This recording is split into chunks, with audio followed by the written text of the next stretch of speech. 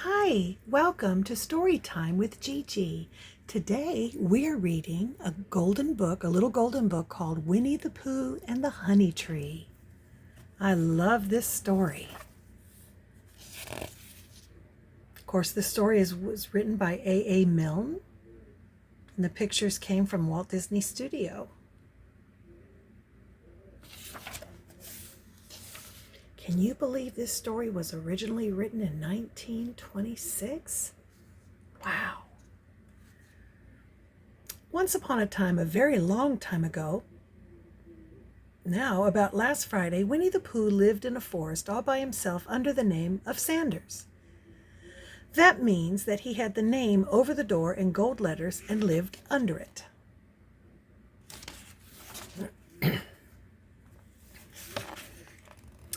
One day when he was out walking, he came to an open place in the middle of the forest. And in the middle of this place was a large oak tree, and from the top of the tree there came a loud buzzing noise. Winnie the Pooh sat down at the foot of the tree, put his head between his paws, and began to think.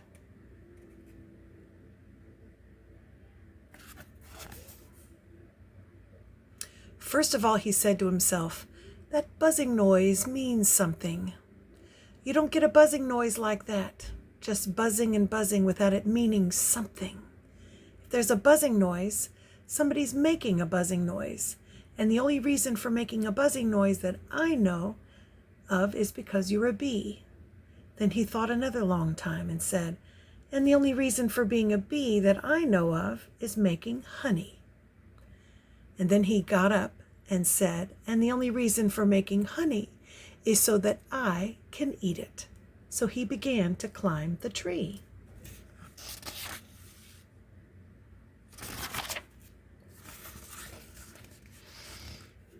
He climbed and he climbed and he climbed, and as he climbed, he sang a little song to himself. It went like this. "Isn't it funny how a bear likes honey? Buzz, buzz, buzz. I wonder why he does." Then he climbed a little further and a little further, and then just a little further. By that time he had thought of another song. It's a very funny thought that if bears were bees, they'd build their nests at the bottom of trees, and that being so, if the bees were bears, we shouldn't have to climb up all these stairs. He was getting rather tired by this time, so that is why he sang a complaining song. He was nearly there now, and if he just stood on that branch, crack!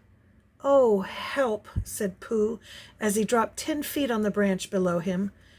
"If only I hadn't," he said as he bounced 20 feet on to the next branch.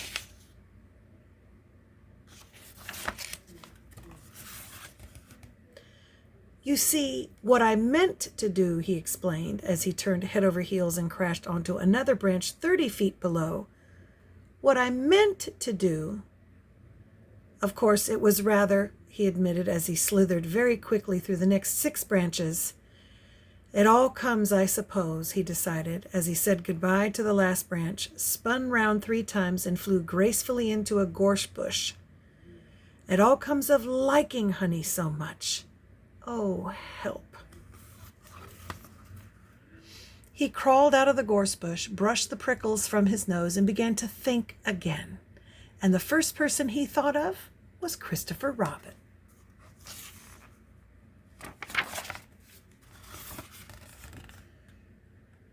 So Winnie the Pooh went round to his friend Christopher Robin, who lived behind a green door in another part of the forest. "Good morning, Christopher Robin," he said. "Good morning, Winnie the Pooh," said Christopher Robin. "I wonder if you've got such a thing as a balloon about you." "A balloon?" "Yes, I just said to myself coming along, I wonder if Christopher Robin has such a thing as a balloon about him. I just said it to myself, thinking of balloons and wondering." "What do you want a balloon for?" said Christopher Robin. Winnie the Pooh looked round to see that nobody was listening, put his paw to his mouth, and said in a deep whisper, "Honey." "But you don't get honey with balloons." "I do," said Pooh. Well, it just happened that Christopher Robin had been to a party the day before at the house of his friend Piglet, and they had balloons at the party. Christopher Robin had had a big green balloon, and one of Rabbit's relations had had a big blue one and had left it behind, being really too young to go to a party at all. And so Christopher Robin had brought the green one and the blue one home with him.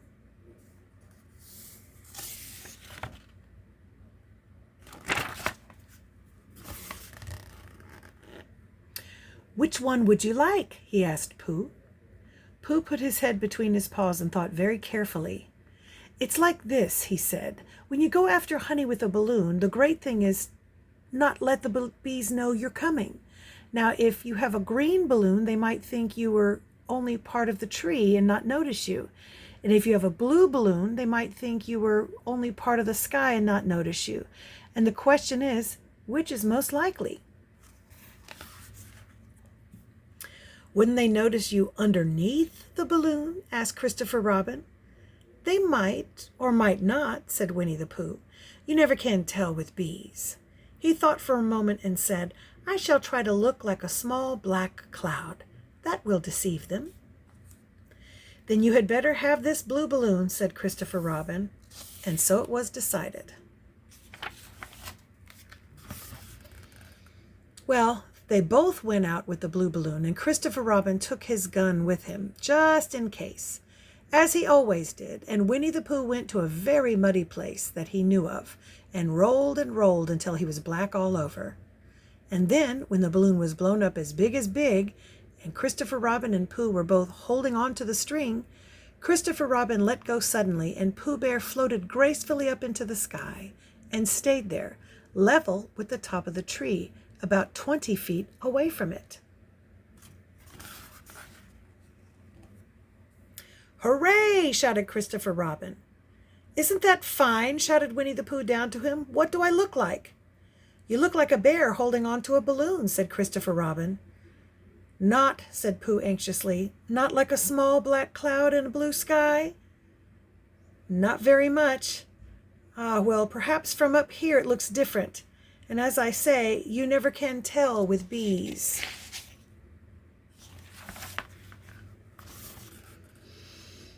Now there was no wind to blow him near to the tree, so there he stayed. He could see the honey, he could smell the honey, but he couldn't quite reach the honey. After a little while he called down, "Christopher Robin," he said in a loud whisper. "Hello." "I think the bees suspect something." "What sort of thing?" "I don't know, but something tells me that they're suspicious." "Perhaps they think you're after their honey." "It may be that. You never can tell with bees." There was another little silence, and then he called down again, "Christopher Robin." "Yes?" "Have you an umbrella in your house?" "I think so. I wish you'd bring it out here and walk up and down with it and look up at me every now and then and say, 'Tut, tut, it looks like rain.' I think if you did that, it would help the deception, which we are practicing on these bees." Well, Christopher Robin laughed to himself. Silly old bear. But he didn't say it aloud because he was so fond of Pooh, and he went home for his umbrella.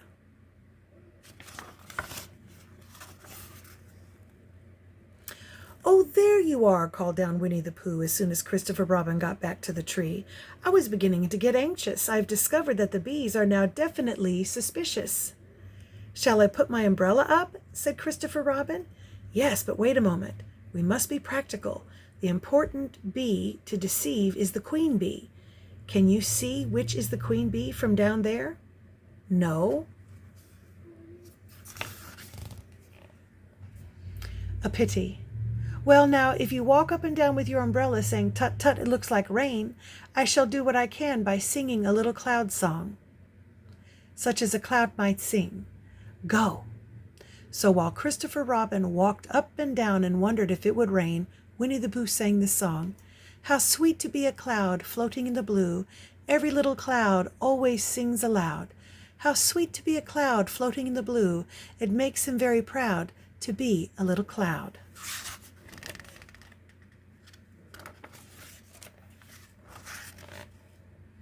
The bees were still buzzing as suspiciously as ever, Some of them indeed left their nest and flew all around the cloud as it began the second verse of this song. And one bee sat down on the nose of the cloud for a moment and then got up again. "Christopher, ow, Robin," called out the cloud. "Yes, I have just been thinking, and I have come to a very important decision. These are the wrong sort of bees." "Are they?" "Quite the wrong sort. So I should think they would make the wrong sort of honey, shouldn't you?" "Wouldn't they?" "Yes. So I think I shall come down." "How?" asked Christopher Robin. Winnie the Pooh had thought about this. If he let go of the string, he would fall, bump, and he didn't like the idea of that. So he thought for a long time, and he said,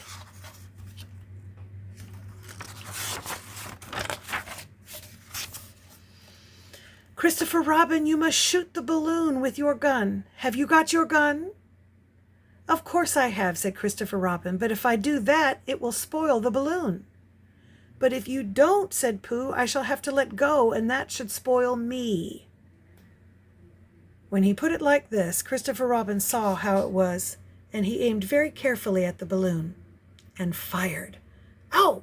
said Pooh. "Did I miss?" asked Christopher Robin. "You didn't exactly miss," said Pooh, "but you missed the balloon." "I'm so sorry," said Christopher Robin, and he fired again. And this time he hit the balloon, and the air came slowly out, and Winnie the Pooh floated down to the ground.